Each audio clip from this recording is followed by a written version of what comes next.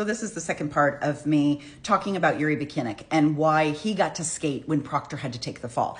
And we know there's a number of things that Proctor did wrong, and Yuri testified that they were together the entire time.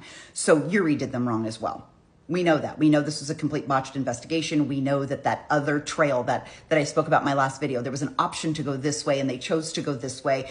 And Yuri did that voluntarily. He never went back out of curiosity to go, I wonder if this part could have been true. Didn't do it.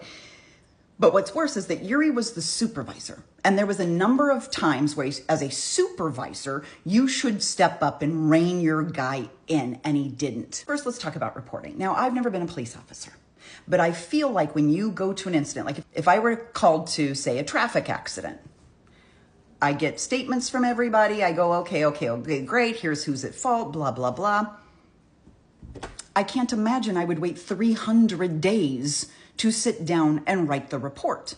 But that's what repeatedly happened in this case. I feel like 90% of the required work wasn't done and would never have been done had the feds not gotten involved. Proctor was just going to throw a bunch of shit at the wall and hope that they could get Karen to just plead down. Hopefully she would just think she was so drunk, she must have hit him, involuntary manslaughter, plead down, get this over with, and we all go home. But the feds got involved, and then all of a sudden Proctor's like, okay, when the FBI is investigating the investigators, we need to go back and look like we got to pretend we actually investigated the fucking thing. So now they've got to go back and kind of Monday morning quarterback this entire thing.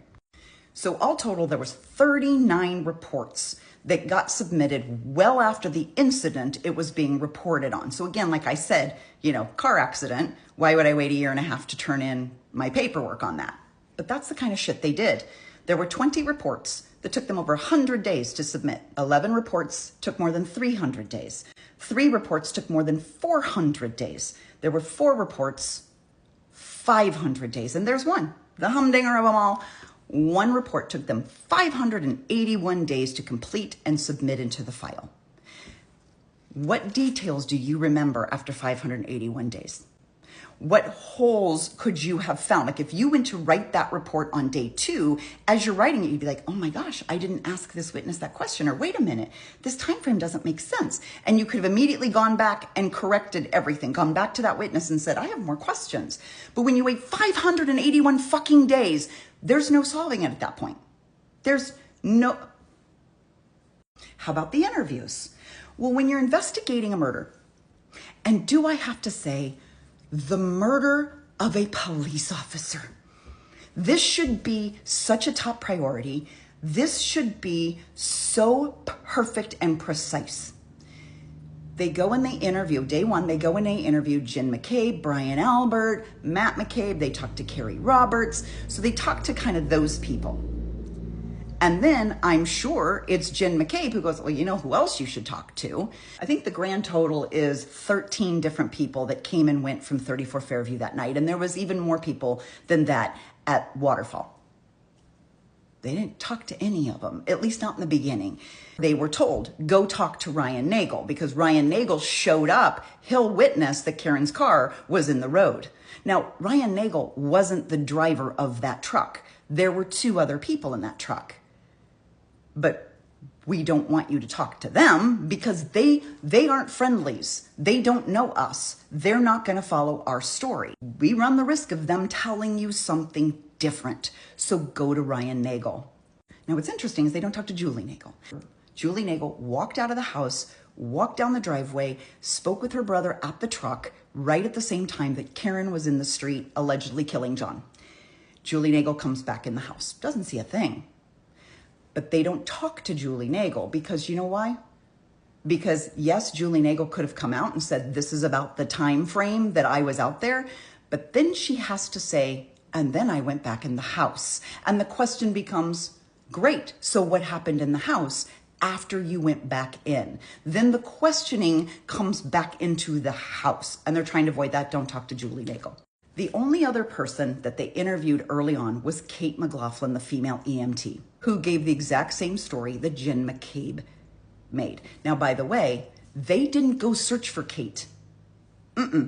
Kevin Albert, brother of Brian Albert, calls Proctor and says, oh, hey, I heard that one of the EMTs wants to give you some information. Do you want to come meet her at the Canton PD?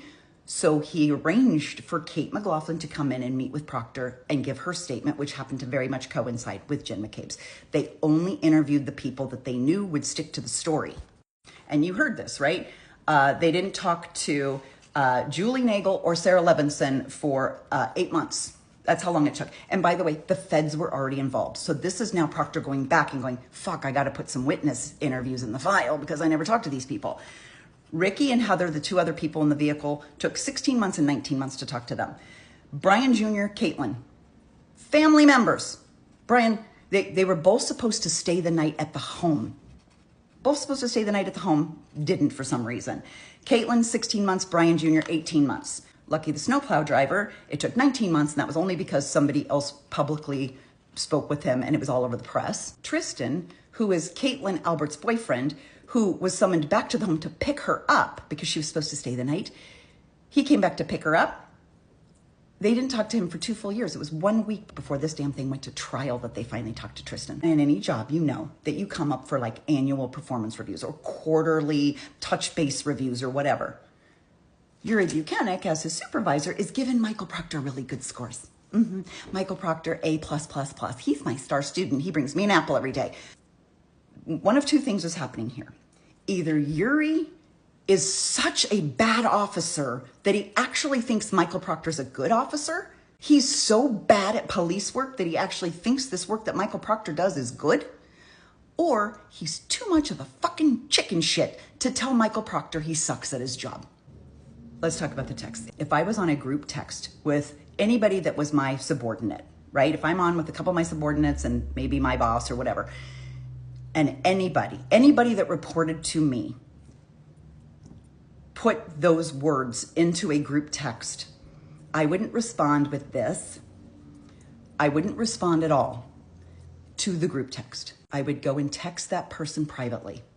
And I would say, put down your phone and don't say another word and be in my office in an hour. And I would have probably suspended him that fucking day. Because that's what a supervisor does when one of their people blatantly defies a code of conduct. We witnessed one of his subordinates acting egregiously in front of peers and others. But Yuri Buchanan was too much of a chicken shit to do anything about it. He doesn't deserve to be a cop. He certainly doesn't deserve to be a supervisor.